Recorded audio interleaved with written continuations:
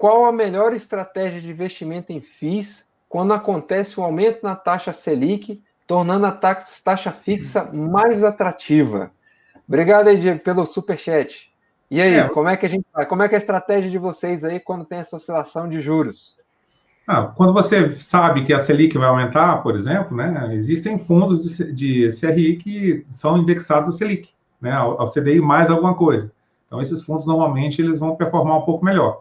Então, se você quer realmente operar essa questão do mercado, né, existem momentos, né, que os fundos de papel, né, a depender do indexador, está um pouco melhor. Existem momentos que são os fundos de tijolo, né? Então, você pode fazer, né, essa troca de posição, você operar o mercado dessa forma, de acordo com o que você acha que vai acontecer. Pode ser que aconteça, pode ser que não aconteça. Quem não quer errar, o que ele faz? Ele faz uma carteira, divide, né, tem tanto em tijolo, shopping center e tal, aqueles clássicos mesmo, tanto em CRI, colocou 20%, 30% em cada tipo de indexador que tem ali, PCA, GPM, CDI, e pronto, né? For para onde for, né, você está bem, você está numa média ali e você consegue juntar patrimônio ao longo do tempo. Então, isso é simplificar. Como o Elon fala, né, se você fizer o 20% bem feito, você consegue 80% do resultado. Né? Então, você passa muito menos tempo, né, fazendo isso e você acaba tendo um resultado muito bom. Se você quer os outros 20%, você precisa se esforçar 80%. Né? Então, a linha de aprendizagem ali, a curva de aprendizagem, ela é muito grande para que você chegue num determinado nível que você consegue realmente extrair mais valor disso do mercado. Né? Consegue? Sim, você consegue.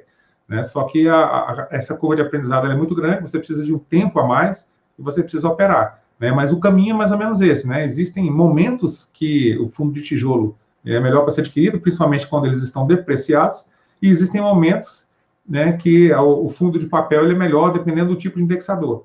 A gente conseguiu ver muito isso, né, quando você foi subindo a taxa de juros, né? Então, a Dilma chegou a 14,25%. Então, quando você saiu de um 7,5% para chegar no 14,25%, você viu que as cotas de fundo imobiliário foram derretendo. Né? Então, quando você chegou lá em cima e você não sabia qual ia ser o máximo do Selic, o que ia acontecer no futuro, né, aquele momento era muito bom para você comprar FIIs de tijolo. Né?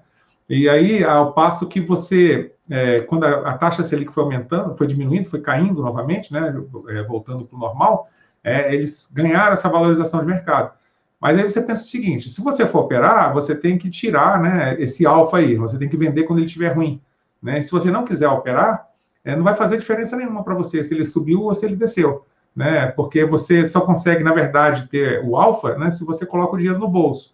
Se você colocou, investiu, sei lá, em VEG, né, ela está 30, ela foi para 100, né? Beleza. Se você vendeu, você teve o lucro. Se você não vendeu, você não teve lucro nenhum. Você tem a mesma quantidade de ações.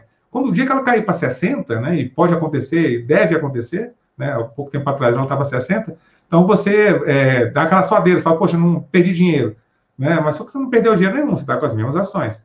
Então, quando você consegue analisar o valor, né, do ativo que você tem, você consegue pensar das duas formas. Ou eu vou investir por longo prazo, vou deixar esse investimento aqui e não vai importar essa oscilação, ou então você vai fazer o que os FOFs fazem, você vai operar mercado. Mas aí você tem que comprar na baixa e vender na alta, que é uma coisa extremamente difícil de fazer. Dá para ser feito? Dá, não é impossível, né? Porque senão, se fosse impossível, ninguém bateria mercado, né?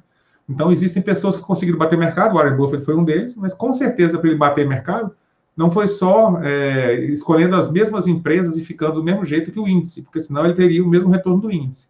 Então, assim, é uma conversa bem complexa, né, para levar, mas a questão é essa, né? Se você quer o resultado máximo, né, você tem que estudar, se esforçar bastante mais, e você tem que fazer o que ninguém faz, que é justamente vender aquele ativo ali quando ele chegou na máxima e comprar aquele outro ali quando ele chegou na mínima. Né? Então, você tem que acabar operando o mercado. E aí, Vinícius? O China falou aí 100% certo aí sobre os FIIs de CRIs aí, etc. E eu vou tentar trazer aqui um viés também sobre os fundos de tijolos, né? Então, a taxa Selic, quando foi concebida, ela foi concebida com o intuito de controlar a nossa inflação, né? Então, quando a nossa taxa Selic sobe, é porque o Copom ali do Banco Central, ele está tentando controlar uma inflação que está subindo, né? E os nossos fundos de tijolos hoje, né, a grande maioria dos nossos aluguéis, né, são indexados ali a índices que são medidos pela inflação, né? Então, tanto IPCA quanto IGPM, aí, que no ano passado deu uma porrada aí, né, de mais de 20%. Né? Então, por mais que possa ter ali um impacto ali no curto prazo, né, quando a nossa taxa Selic sobe sobre as cotações ali dos nossos fundos, o investidor ele tem que entender também que o fundo ele também vai renegociar ali os aluguéis dele e, consequentemente, ali os proventos, né, o dividend yield também deve equalizar aí essa subida da taxa Selic, né?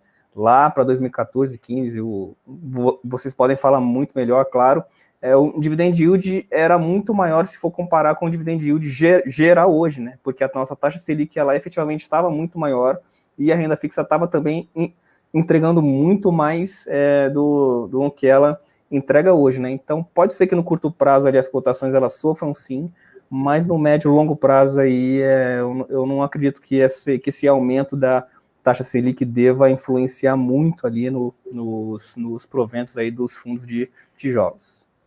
Isso aí acontece pelo seguinte, né? A gente fala muito de Selic e fundo imobiliário porque o fundo imobiliário é um bicho que é esquisito. Ele nem é um ativo financeiro e nem é um ativo imobiliário, ele é um misto dos dois. Então, até determinado momento, né, até determinado ponto, existe uma correlação entre Selic e fundo imobiliário. Depois há um descolamento dessa correlação, né? E ele começa a ter um outro comportamento diferente. Por quê?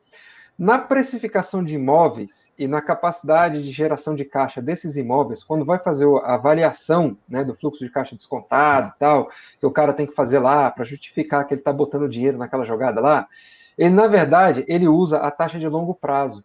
Então, quando você vai fazer uma avaliação de risco, por exemplo, de investimento num determinado fundo imobiliário, que você vai fazer análise do prêmio de risco, você considera o IPCA longo e não o Selic, entendeu? Então, eu vou fazer um investimento aqui. Aí você vai ver, poxa, os contratos de vencimento dele estão vencendo mais ou menos aonde? Aí você, está vencendo lá para 2025. Você pega o IPCA 2025. Estão vencendo em 2035. Você vai lá e pega mais ou menos o 2035. E aí você faz o prêmio de risco pelo juro longo, não pelo juro imediato. Esse juro imediato, a flutuação de Selic, ele tem mais efeito em cima de ativos de renda variável do que, principalmente, FII. Então, assim, se a renda fixa começa a valer a pena, não tem motivo para você botar dinheiro na renda variável. E aí as pessoas correm para a renda fixa e não necessariamente estão saindo dos fundos imobiliários. Elas simplesmente estão correndo para a renda fixa porque tem menos risco e elas estão ganhando a mesma coisa. Entendeu? Então, não tem uma correlação muito grande da taxa curta. A taxa curta vai ter ali simplesmente um burburinho. Ela tem um determinado momento, ela vai ser importante, mas depois ela se torna insignificante, porque os ativos de renda variável, eles são comprados e são mantidos em carteira para o longo prazo. E aí você tem um efeito de curva de juros futuros, que é muito mais importante do que o curva de juros de curto prazo. Beleza? Então, essa foi a resposta longa de uma pergunta curta, mas extremamente importante. E muito obrigado por ter feito, que deu tempo aí da gente conversar um monte de coisa aqui a respeito da sua pergunta.